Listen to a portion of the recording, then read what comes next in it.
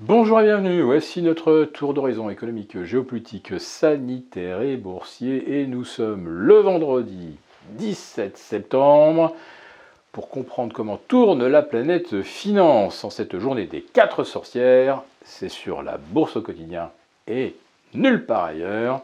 Et le titre du jour s'intitulera On n'est peut-être plus très loin de voir torpiller la hausse. Et les indices actuellement sont en train de jouer avec leur ligne de flottaison.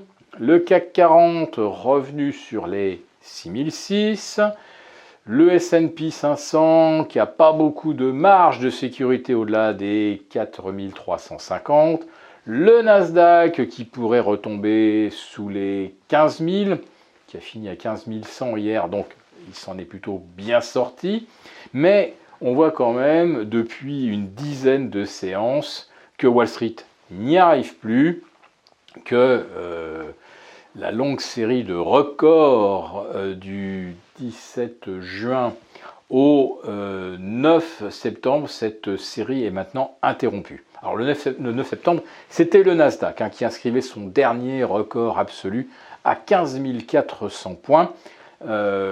Pour le S&P, c'était une semaine plus tôt, le 2, aux alentours des 4 540 points. Voilà.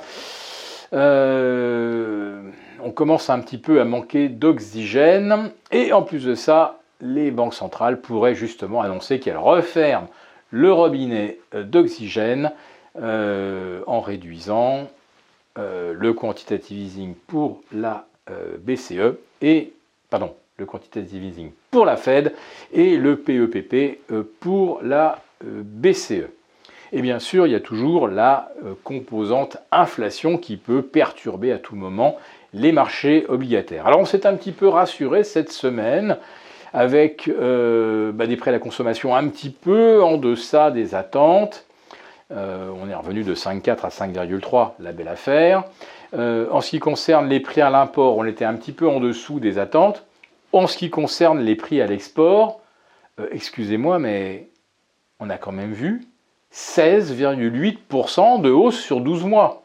Alors, c'est vrai que sur les prix à l'import, on est en dessous, mais enfin, plus 9, vous vous rendez compte, par rapport à un objectif de 2%. Enfin, c'est incroyable comment le marché peut s'accoutumer à des choses extraordinaires, tout simplement parce que comme il ne baisse pas, on pense que ce n'est pas grave. Mais 5,3% d'inflation, c'est du sévère. 4% hors pétrole, énergie, c'est énorme, c'est 2 fois le standard. Et 9% sur les prix à l'import, 16% ou 17% sur les prix à l'export, c'est juste complètement dingue. Donc le marché, pour l'instant, ne fait absolument pas face à ce genre de réalité. Tout simplement pourquoi ? Parce qu'il regarde le marché obligataire. Si le marché obligataire reste sagement, si on est à 0 par exemple sur les taux longs, sur nos OAT, et si on reste en dessous de 1,36 sur les T-bonds américains, c'est qu'il n'y a pas de sujet, il ne se passe rien. En fait, c'est toujours le chien qui remue la queue. Sur les actions, on regarde le VIX, c'est-à-dire l'indice de stress. Le VIX, il est en dessous de 18,60 ou 19, c'est que tout va bien.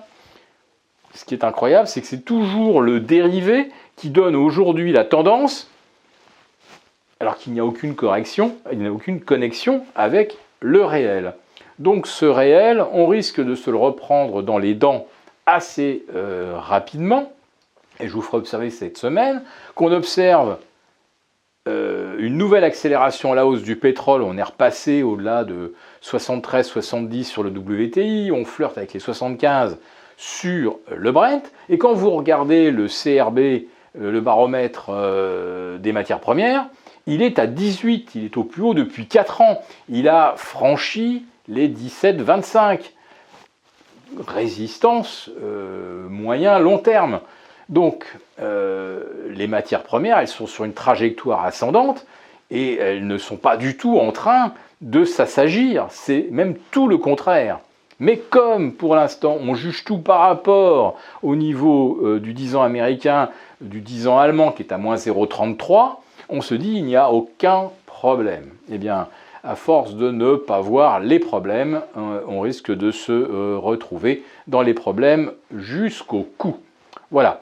Alors, pour ne pas vous faire piéger, vous le savez, nos abonnés de la lettre des affranchis vont recevoir toute une série de recommandations pour se protéger contre un scénario de retournement que nous pressentons maintenant imminent.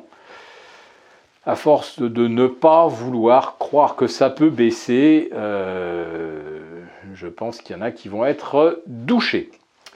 Voilà, je vous souhaite à tous un très bon week-end. Si cette vidéo vous a plu, n'hésitez pas à nous mettre un pouce. On vous retrouve lundi et mardi pour nos prochains lives pour nos abonnés, les affranchis.